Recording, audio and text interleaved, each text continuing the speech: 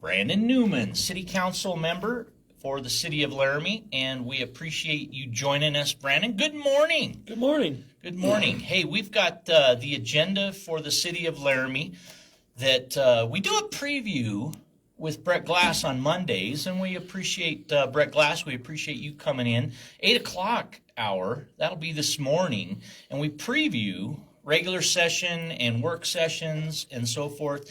And that was something that kind of caught me by surprise, actually, because to have a member of the community or anybody that wanted to come in and stay involved after his loss in the 2024 election process, his bid for city council, most impressed that he stayed involved, stayed engaged, and more than engaged, he comes in diligently prepared, and I really appreciate kind of a sounding board from my standpoint, because a lot of times I have views or opinions or thoughts on this or questions on that. And with more than 30 years, Brett Glass has been a resident of Laramie, a business owner. He comes in with that even-handed question answer. He doesn't just answer questions, he asks them of me. So I appreciate that I appreciate everybody, each and every individual who stay involved beyond a parking issue or beyond a single matter. And that takes us to this week. What's ahead this week? We have Brett in the 8 o'clock hour, but we don't always have Brandon Newman. Thank you for attending the talk shop, and thank you to Micah Richardson coming in recently as well to our program. And I often see you engage with citizens, and I see you quite available for input and dialogue with people on various issues. You're without just buttering you up, you're one of 9 who show up so regular that I'm sure the fifth Tuesday is a no-brainer for you. Oh, yeah.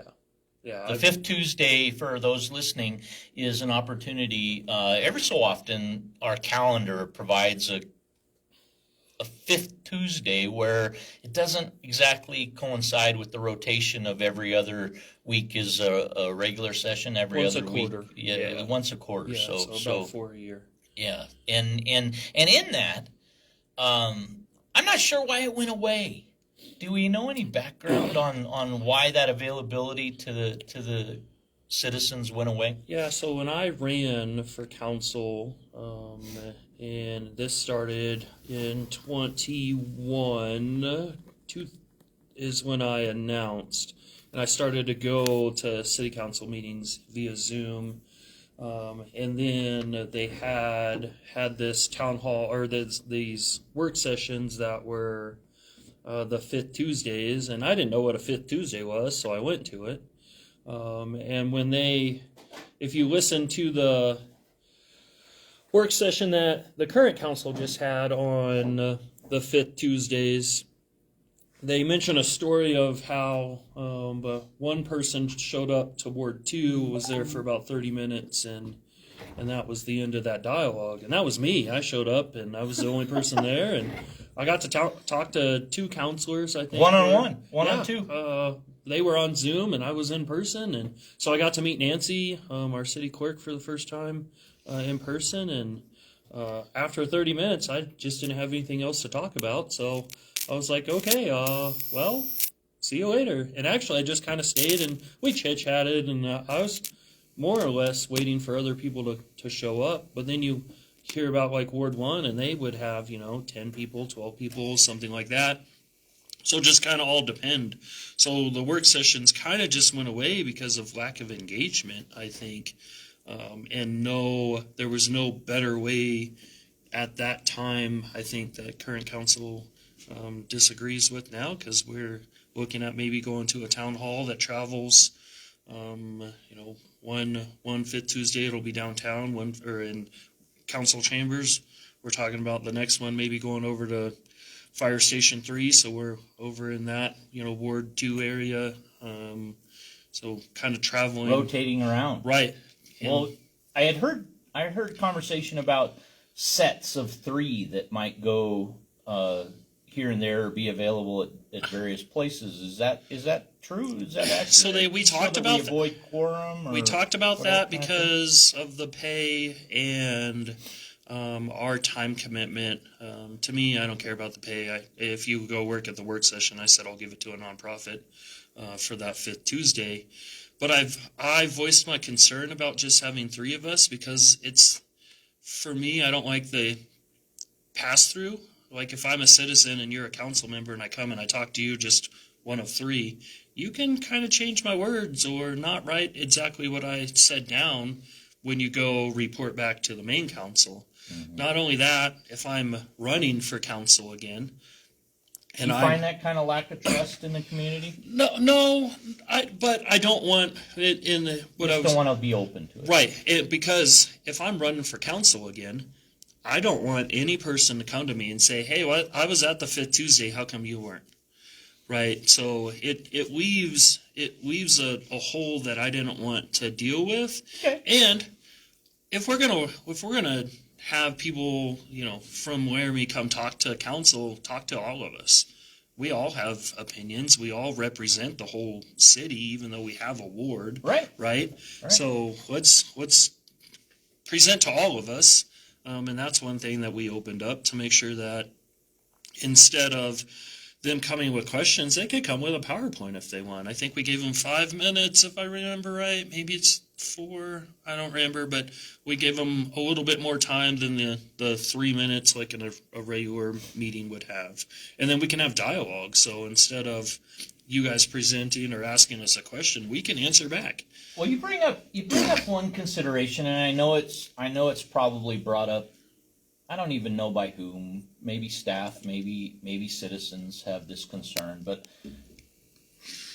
although I'm cognizant of spending, I find $150 meeting fee per council member insignificant in comparison to the breadth of value that is available or should be made available to the community in accessing. We pay $50,000 for a survey after survey after survey to study, and we don't invest in that study within our own community. It's ignorant. To me, it's absolutely. To me, that is out of this world. Amazing to me that we would concern ourselves with that type of situation. If you guys have each of you can each derive one spectacular citizen view through those 4 meetings a year, a total of $600 per, $4,500.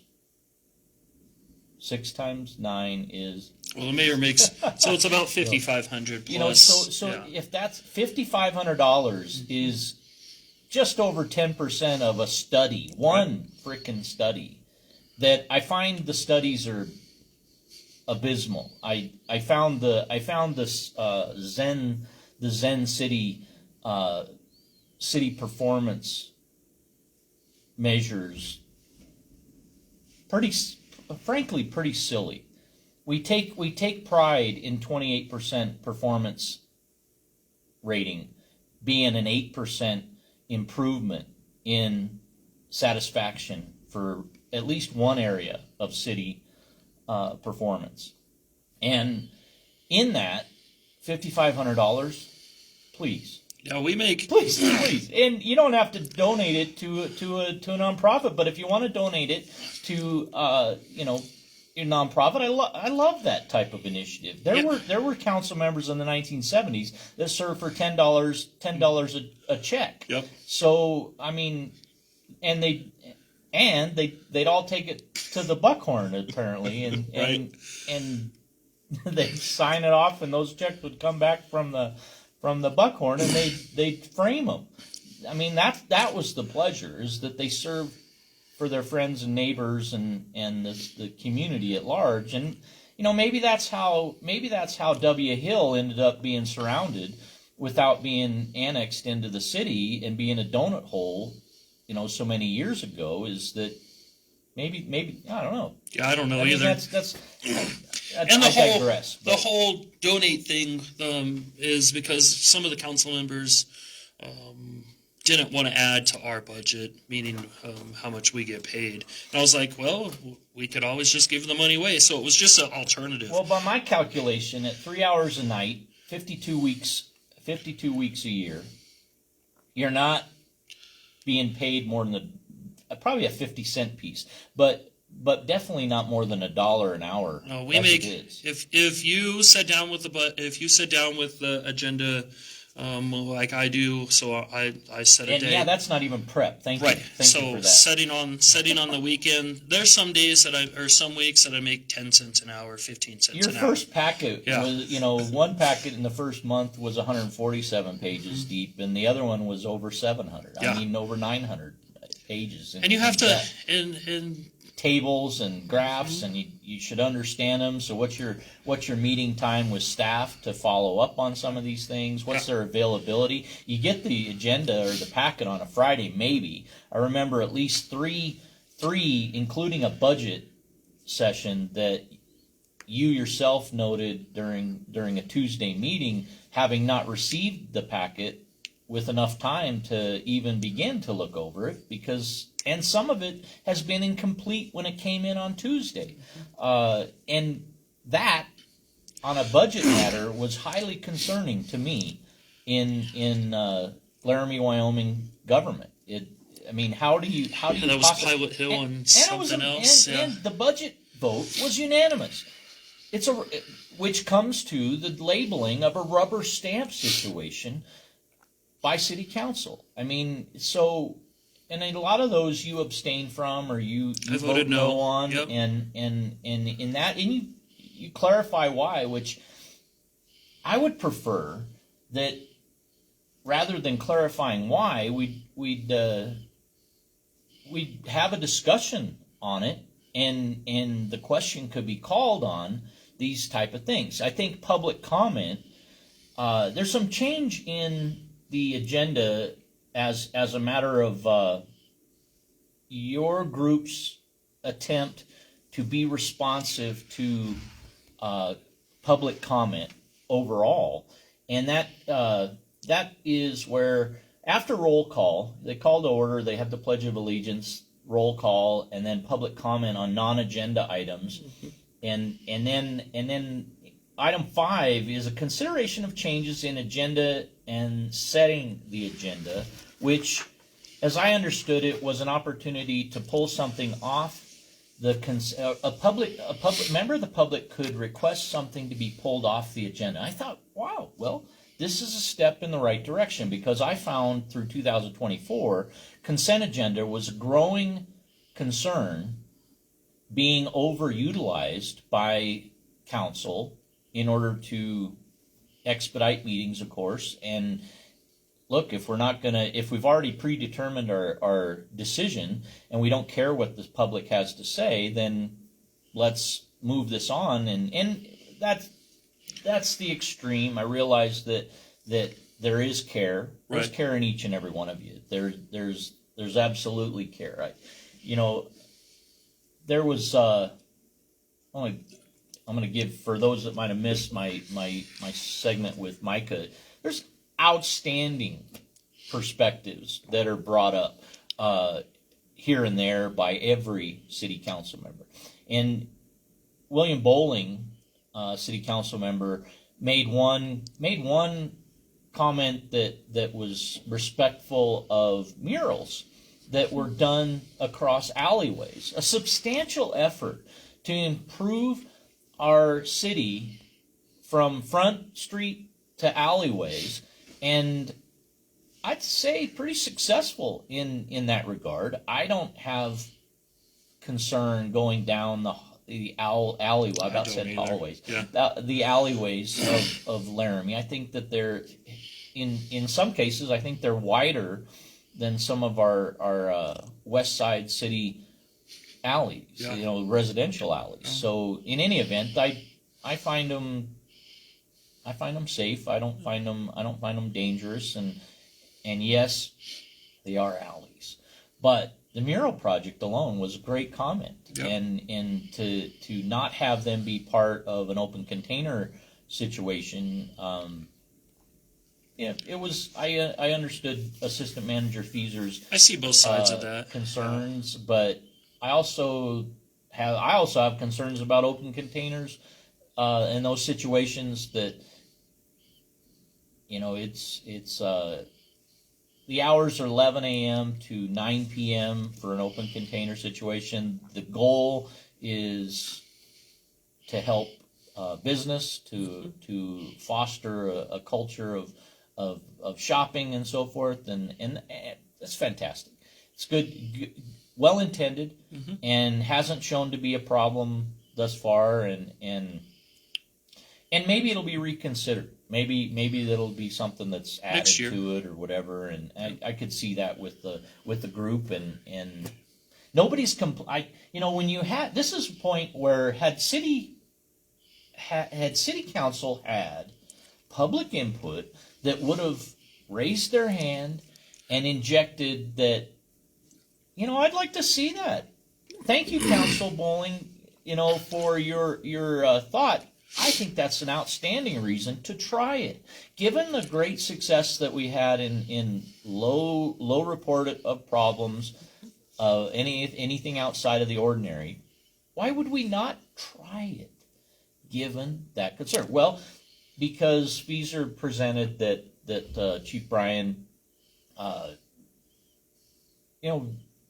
it the way it is, don't change. And you're not. I sat at the dinner table for more than 20 years of my life with law enforcement at the table, and you're not going to often find law enforcement speaking out to energize and be a catalyst for something that they know potentially could be a hornet's nest. I do like that we put a date on this one to where it does expire at the end of the year, or at the end of the end of October. Well, you made the amendment to make the date change and maybe talk about your consideration there. So there was no end date on it. So theoretically, it never had to come back to council, and I think that's what Vice Richardson. Imagine the time that could be saved by not doing that. One thing, though. Yeah, when Vice Mayor said that, and the time, but then, if we're re-looking at alleyways this year or next year, I can't remember when we decided we were going to look at. Make sure you don't overlook it. Right. So we passed this, and now our alleyways are fantastic. They're lit up. We can see the mural. Councilman Lockhart was your second, I think, on that deal. And in any event, you made your point. It passed, and you'll have it on the docket. We'll see it next year to come up again for sure. Yeah. And I happen to give you guys more credit. I think that you guys are quite diligent. I don't see you overlooking those kind of things. You live it, you breathe it. You go to the grocery store and people talk to you about it. You are not unavailable to bring it up. No. And I had faith in that regard. And staff does a really good job of bringing it back too. I just thought, well, let's put an end date on this so next time, and this is something I spoke out against too when we were talking about some of the other things, like on third reading, make big changes.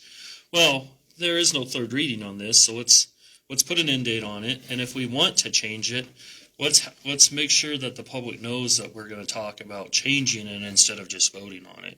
We only had one citizen reach out to us on the open containers, and it was Brett Glass, and he had some good facts. He had some good points.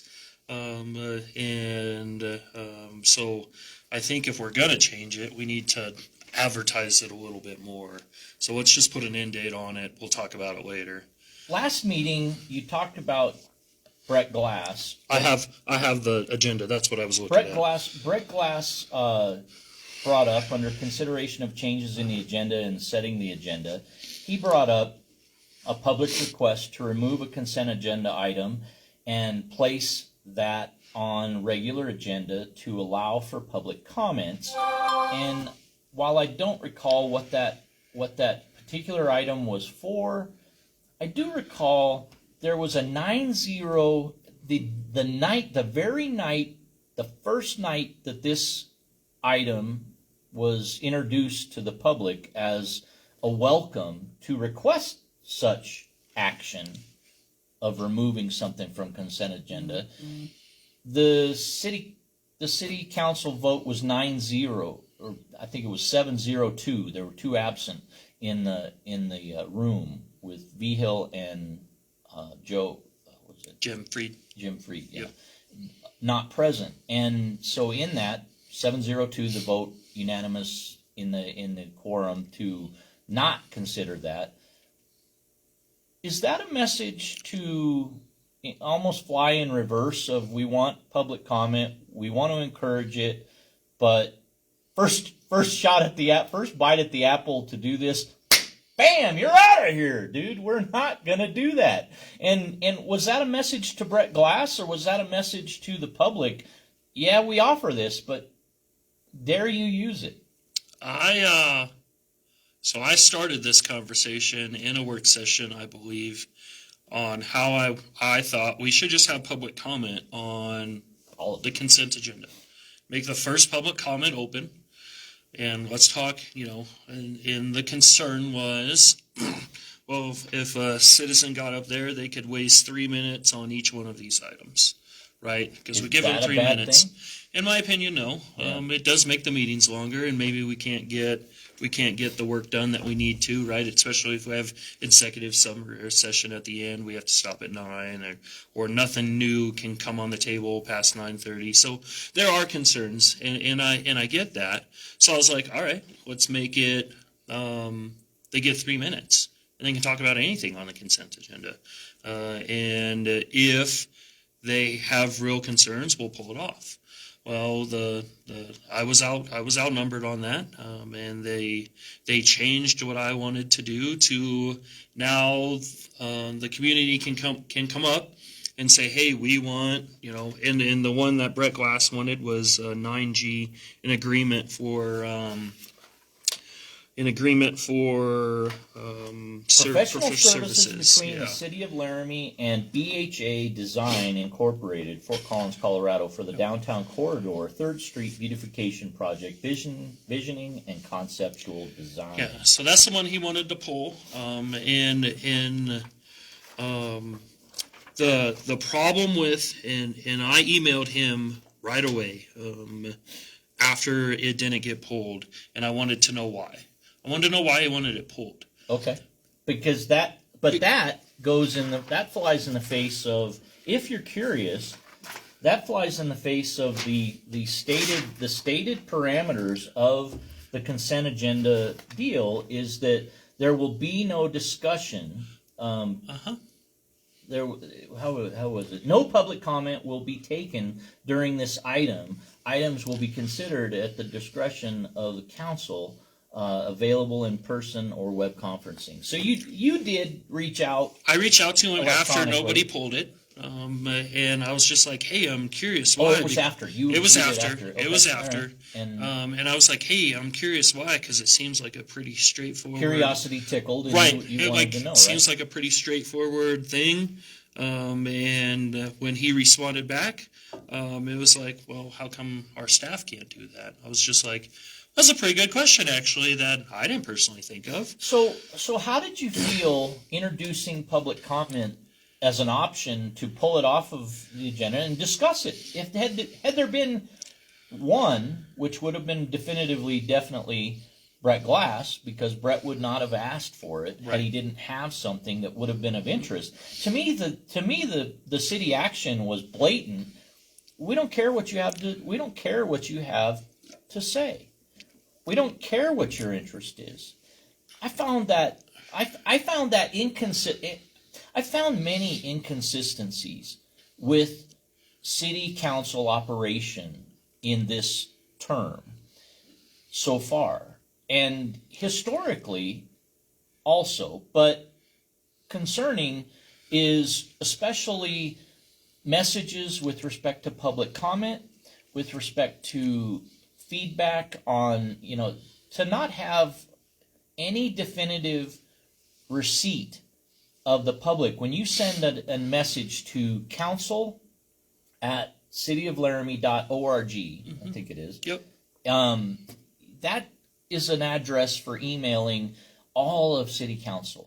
It goes to each and every one of them, supposedly. It does. Now, as it does, it'd be nice in this electronic age to get a responder, an autoresponder that says your message has been received by all of the city council members. Perhaps in that autoresponder, you get a direct phone number, you get a direct email to each one of them.